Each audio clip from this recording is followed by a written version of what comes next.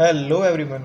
इस वीडियो में डिस्कस करेंगे अर्थक्वेक इंजीनियरिंग का बहुत ही इंपॉर्टेंट क्वेश्चन, क्योंकि ये क्वेश्चन पेपर में भी आ चुका है काफ़ी यूनिवर्सिटीज़ के, और इससे रिलेटेड ही क्वेश्चन बनते हैं। ठीक है, तो क्वेश्चन शुरू करने से पहले मैं क्वेश्चन का ओवरव्यू दे देता हूँ।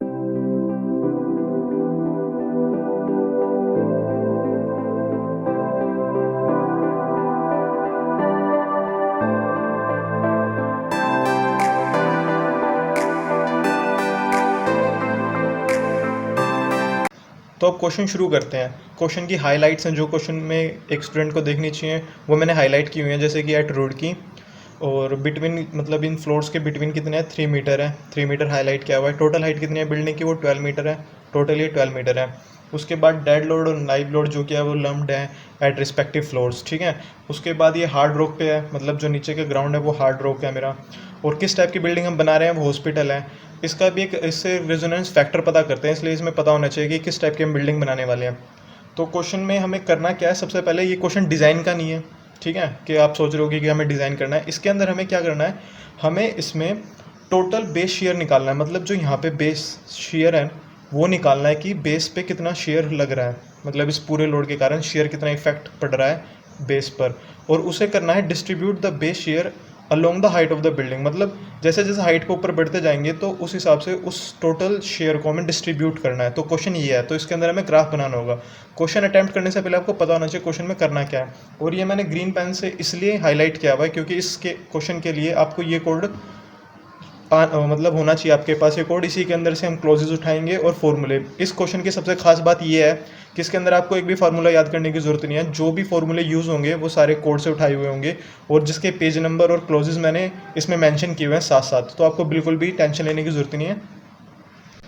तो हमारा सबसे पहला स्टेप होगा calculation of seismic weight of the building. मतलब सिस्मिक वेट की पे जो कैलकुलेशन करनी है बिल्डिंग के सिस्मिक वेट की, तो उसका फॉर्मूला है seismic weight of the building.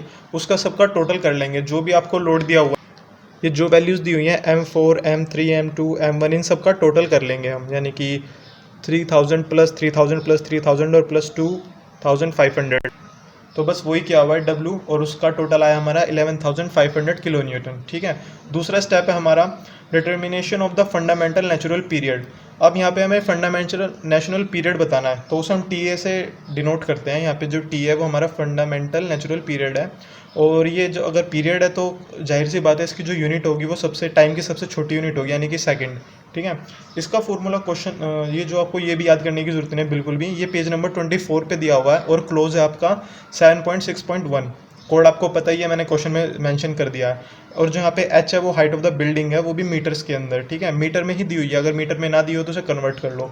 उसके बाद यहाँ पे जो टोटल हाइट है बिल्डिंग की वो हमारी है 12, तो वो रख लेंगे। उसके बाद हमारा जो फंडामेंटल नेचुरल पीरियड आया है वो हमारा 0.484 सेकेंड आया है। ठीक है, उसे TA से डिनोट किया हुआ है। इसके बाद हम चलेंगे स्टेप 3 की तरफ, जो कि हमारा determination of design base share. ठीक है, बेस शेयर निकालने से पहले हमें कुछ टर्म्स पता होनी चाहिए, जैसे कि जोन फैक्टर पता होने से Z, इंपोर्टेंस फैक्टर पता होना चाहिए, रिस्पॉन्स रिडक्शन फैक्टर पता होना चाहिए, मतलब ZIR ZIR ये पता होनी चाहिए हमें। तो ये सब 0.24 1.5 और 5 कहाँ से आया, ये आया हमारा, ये देख रहे हो आप, रूट की इन टेबल जोन 4। अब ये चीज़ कहाँ से उठाई है मैंने, ये टेबल 2 में दी हुई है, और जो आपकी टेबल है पेज नंबर 16 पर मेंशन किया हुआ है, आप वहाँ से जाकर देख सकते हो। और मैं अभी दिखा रहा हूँ जैसे कि आपकी स्क्रीन पर दिख रहा है। उसके बाद आप इंपॉर्टेंस फैक्टर की बात करेंगे हम 1.5, वो भी हमें यूज़ करना है। अब बिल्डिंग किस पर्पज़ के लिए यूज़ हो रही है, हॉस्पिटल, स्कूल, इंस्टीट्यूशनल, किस टाइप की बिल्डिंग है, हॉस्पिटल टाइप की है, तो उसमें टेबल 6 में हम देखेंगे पेज नंबर 18 पर, वो हमें दी हुई है 1.5 ले लेंगे हम। इंपॉर्टेंस फैक्टर मतलब कितनी इंपॉर्टेंट है वो चीज़, मतलब बिल्डिंग कितनी इंपॉर्टेंस है, इंपॉर्टेंस फैक्टर क्या है उसका। ठीक है, उसके बाद रिस्पॉन्स रिडक्शन फैक्टर R हमारा 5 लेंगे हम। वो कहाँ से आया, assume special RC movement raising frame, ये भी हमारा पेज नंबर 23 पर दी हुई है टेबल 7 में। अब जैसा कि हम स्टेप 2 के अंदर हम TA की वैल्यू निकाल कर आए थे, जो कि हमारा फंडामेंटल नेचुरल पीरियड था, वो हमारा आया था 0.484 सेकेंड, जो यहाँ से निकाला था हमने, जो हमारी वैल्यू आई थी ये सेकंड में। तो हम जानते हैं जैसे कि एज वी नो TA की वैल्यू हमारी ये आई थी, और 1/, जो TA हम लिखते हैं वो हमारा SA/G के इक्वल होता है। अब आप पूछोगे कि ये S/G क्या होता है, तो हमारा ये होता है एवरेज रिस्पॉन्स एस्केलेशन कोफिशिएंट होता है ये। ठीक है, इसकी कोई वैल्यू टर्म्स नहीं लगाएंगे हम।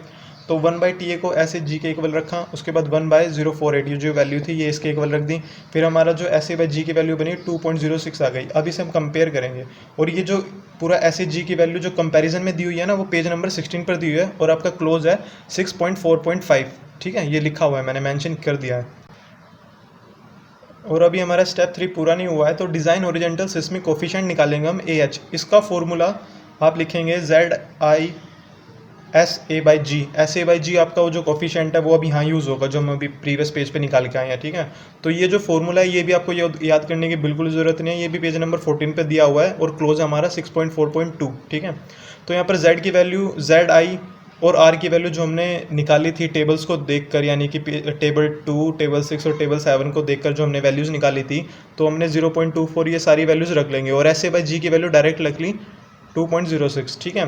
तो हमारी AH की जो वैल्यू है, अभी AH क्या है यहाँ पर, AH मैंने पहले बता दिया, ये हमारा डिज़ाइन हॉरिजॉन्टल सिस्मिक कोफिशिएंट है, ये भी कोफिशिएंट है, इसकी कोई यूनिट नहीं है, ठीक है। तो हमारी ये कोफिशिएंट आ गया 0.074। उसके बाद हम निकालेंगे design share base share, seismic base share, ठीक है, जो कि हमारा इस स्टेप का मेन पर्पस था, यानी कि डिज़ाइन बेस शेयर निकालना था। तो बेस शेयर निकालने का फॉर्मूला था ये VB, उसमें AH यूज़ होता है, इसीलिए हमने AH निकाला पहले। और AH निकालने के लिए हमें ZI R की इन सब फैक्टर्स की ज़रूरत पड़ती है, इसलिए हमने उसे टेबल में ढूंढा था। तो अब पता चला आपको पूरा कि ये कहाँ से निकल के आई हैं सारी वैल्यूज़। तो उसके बाद हमारी यहाँ पर हम वैल्यू रख लेंगे AH और ये W क्या है, ये W हमारा टोटल वेट है जो बिल्डिंग का, जो हमने अभी फर्स्ट स्टेप 1 में निकाला था। तो हमने यहाँ रख दिया AH की वैल्यू और टोटल वेट रख दिया। उसके बाद हमारा 851 किलो न्यूटन, ये हमारा बेस शेयर है। बेस शेयर मतलब सबसे नीचे जो मैंने बताया था ना, ग्राउंड लेवल पे, यानी कि यहाँ जो बेस है ये, इस जगह जो शेयर फोर्स लग रहा है वो हमारा 851। तो हमने हाफ पार्ट तो क्वेश्चन का कंप्लीट कर दिया, जिसके अंदर हमें बताना था सिस्मिक बेस शेयर बताना था, लेकिन अभी एक पार्ट रहता है जो ये था टोटल बेस शेयर, ये तो हम बता चुके हैं। लेकिन अब दूसरा पार्ट ये था क्वेश्चन के अंदर, क्वेश्चन को पूरा पढ़ना ज़रूरी होता है क्योंकि आप अधूरा क्वेश्चन पढ़ के पूरा नहीं कर सकते और पूरे मार्क्स भी नहीं मिलेंगे। तो दूसरा पार्ट ये था distribute the base share along the height of the building, मतलब हमें उसे डिस्ट्रीब्यूट करना है इस हाइट के अकॉर्डिंग। तो उसे डिस्ट्रीब्यूट करने का फॉर्मूला है जो हमारा स्टेप 4 भी बनता है, यानी कि vertical distribution of base share हमें बताना है। तो लेटरल फोर्स बताना है एट फ्लोर आई मतलब 1 2 3 4 फ्लोर हो जाएंगे हमारे, ठीक है। Q1 ये फॉर्मूला भी आपको याद नहीं करना, जो कि इसमें VB दे रखा है हमारा, VB हम ये यूज़ करेंगे। और W1 H1 HI जो कि एक्चुअली ये I है, वो हम वेरी करेगा ये फॉर्मूला, ठीक है। नीचे WJ/HJ² और यहाँ पे समीशन ऑफ JI 1 लिया हुआ है। तो ये पेज नंबर 24 पे दिया हुआ है ये वाला फॉर्मूला भी, और ये क्लोज है 7.71 जैसे कि आप स्क्रीन पे देख रहे हैं। तो अब ये फॉर्मूला 4 बार लगेगा क्योंकि हमारे 4 फ्लोर है, ठीक है। तो Q1 I की जगह 1 रख दिया, और जहाँ भी I रखा हुआ था क्वेश्चन में WIHI² रखा था तो वहाँ पे 1 1 रख दिया। और नीचे जो था वो उसका टोटल समीशन है सभी फ्लोर्स का, मतलब कि इसका एक तरह से एवरेज ही हो गया। लेकिन ध्यान से देखना ये क्वेश्चन, मतलब ये जो फॉर्मूला है आपका उसी में दिया हुआ है कोड के अंदर, वहीं से हमें देखना है। तो यहाँ पर हमने VB की वैल्यू रख लेंगे 851 जो कि हमारी बेस शेयर की है। ये हम डिस्ट्रीब्यूट कर रहे हैं, ठीक है। तो डिस्ट्रीब्यूट किस हिसाब से करेंगे, पहले फर्स्ट फ्लोर का करेंगे तो ऊपर फर्स्ट फ्लोर का लोड रख लिया, अपॉन में नीचे जो भी था टोटल उसे रख लिया, इनटू हाइट है ये उसकी, मतलब हर फ्लोर की जितनी भी हाइट है, फ्लोर 1 की, फ्लोर 2 की, फ्लोर 3 की, फ्लोर 4 की, तो ये हाइट है 12 9 6 3, ठीक है। जैसे जैसे हाइट वेरी करती जाएगी। तो फिर उसके बाद हमारा Q1 की वैल्यू है 31.13 किलो न्यूटन। फिर Q2 रखेंगे हम, I की जगह 2 रख देंगे और सेम फार्मूला होगा, लेकिन अब यहाँ पे वैल्यू चेंज हो जाएगी, मतलब यहाँ 3 का स्क्वायर लिया था, यहाँ पे 6 का स्क्वायर लेंगे, ठीक है। और बाकी नीचे की जो डिनोमिनेटर है वो आपका सेम रहेगा जैसा ऊपर था वैसे ही। उसके बाद हमारी Q2 की वैल्यू आ गई 124.53 किलो न्यूटन। ऐसे ही हम Q3 के लिए लगाएंगे, फॉर्मूला सेम रहेगा, कोई चेंज नहीं है। यहाँ पे बस W3S3 हो जाएगा थर्ड फ्लोर के लिए, और यहाँ पे वैल्यू चेंज हो जाएगी न्यूमिनेटर की, यानी कि यहाँ 9 आ जाएगा 300 के लिए, ठीक है। ये कैसे आ रहा है, ये एक्चुअली यहाँ के हिसाब से आ रहा है, ठीक है। 1 2 3 4, तो नीचे से ऊपर की तरफ जा रहे हैं हम डिस्ट्रीब्यूट करते हुए। तो पहले ये 1 की वैल्यू रखेंगे, 2 की रखेंगे, 3 की और 4 की। अब यहाँ चूँकि हमारी 1 2 और 3 की वैल्यू सेम है तो आप पजल मत होना, ठीक है। हाइट उसकी वेरी करती रहेगी, जैसे कि यहाँ पे है 3 है, यहाँ पे 6 हो गई, यहाँ 9 हो गई, यहाँ जाके हमारी 12 हो गई। तो बस वही है, फिर हमारी Q3 की वैल्यू आ जाएगी 280.18 किलो न्यूटन। सेम ऐसे ही हम Q4 के लिए रख लेंगे डिस्ट्रीब्यूशन। ये हम क्यों कर रहे हैं, Q1 Q2 Q3, हमारा आंसर तो आ चुका है 851 एक पार्ट का, लेकिन अब हम इसे डिस्ट्रीब्यूट कर रहे हैं अकॉर्डिंग टू हाइट। तो अब ये 4 मतलब सबसे हाईएस्ट पार्ट यहाँ पे 12 आ जाएगा, जो कि हाइट है हमारी H4, जो हमारी हाइट है वो 12 मीटर है। उसके बाद डिनोमिनेटर सेम रहेगा जैसा था, तो Q4 की वैल्यू आ गई। अब इसका करना क्या है, अब इसका हम बनाएंगे डायग्राम। वो कैसे बनाएंगे, देखो लेटरल फोर्स डिस्ट्रीब्यूशन है वेरियस फ्लोर लेवल। अब ये हमारे फ्लोर लेवल्स हैं, ठीक है, जिस हिसाब से हमारा डिस्ट्रीब्यूशन शुरू हुआ है। ये डायग्राम समझना बहुत ज़रूरी है और बहुत ही इंपॉर्टेंट है, ठीक है। तो डायग्राम आप ऐसे बनाएंगे, 0 फ्लोर मतलब 0 नीचे से हो गया शुरू, ठीक है। इस डायग्राम में अकॉर्डिंग टू यहाँ से 0 से शुरू होगा, फिर यहाँ पे एक डैश आएगा, यहाँ पे एक डैश आएगा, यहाँ पे डैश आएगा और फिर यहाँ पे डैश आएगा, तो उस हिसाब से वो डिस्ट्रीब्यूट हो। तो जैसे हमारे 4 फ्लोर थे तो 4 पॉइंट बनेंगे, 1 2 3 4, ठीक है। ये वैल्यूज़ कहाँ से आई हैं हमारी, ये जो Q4 Q3 Q की जो वैल्यूज़ निकालनी है वो आप सबसे ऊपर रखेंगे Q4 की, ठीक है। Q1 यहाँ से होगा क्योंकि फर्स्ट फ्लोर के नीचे रखेंगे, सेकंड के ऊपर, थर्ड के ऊपर, फोर्थ के उसके ऊपर, ठीक है। तो इस हिसाब से होगा हमारा क्वेश्चन। उसके बाद हमें शेयर डायग्राम भी बनाना है, शेयर फोर्स बताना है कि कैसे कैसे हुआ है। तो शेयर फोर्स जब हम बनाएंगे तो उल्टा बनाएंगे, हम यहाँ से शुरू करेंगे बनाना, ठीक है। तो सबसे पहले इसी ट्रांसफ़र कर दिया यहाँ 41508 किलो न्यूटन, ठीक है। ये तो लेटरल फोर्स था, वो शेयर डायग्राम है, ये दोनों चीज़ अलग है और दोनों बनानी ज़रूरी है। साथ साथ बनाएंगे तो अच्छी बात है, मैंने प्रोजेक्शन के हिसाब से और अच्छे से समझाने की कोशिश किया। डायग्राम इंपॉर्टेंट है इस क्वेश्चन के अंदर, क्योंकि डायग्राम के ही मार्क्स हैं। वो डायग्राम देख कर समझ जाएगा कि आप क्वेश्चन समझ गए और आपने क्वेश्चन में क्या निकालना चाह रहे हैं, ठीक है। उसके बाद यहाँ पे 280 है, यहाँ पे 695 कैसे हुआ, एक्चुअली 415 को प्लस किया मैंने, मतलब इसे और इसे प्लस करके, पहले इसे यहाँ रख लिया डायरेक्ट, फिर इसे और इसे प्लस किया मैंने, जो कि ये प्लस करके लिखा हुआ है, ठीक है। तो उसकी वैल्यू है 695.26 किलो न्यूटन। तो शेयर और बढ़ गया थोड़ा, तो और थोड़ा बढ़ गया। उसके बाद थर्ड पार्ट यहाँ पर कितना शेयर होगा, यहाँ पे 124 है, तो ऊपर से प्लस करते आएंगे, ये प्लस प्लस ये वही है 415 प्लस 280 प्लस 124, तो वो आया मेरा 819.79 किलो न्यूटन, ठीक है।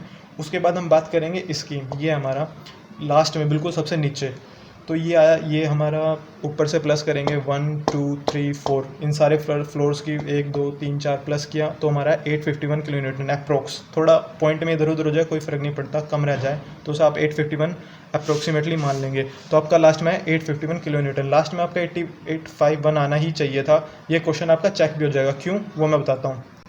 याद है स्टेप थर्ड में हमारा डिज़ाइन सिस्मिक बेस शेयर कितना आया था, 851 किलो न्यूटन, ठीक है।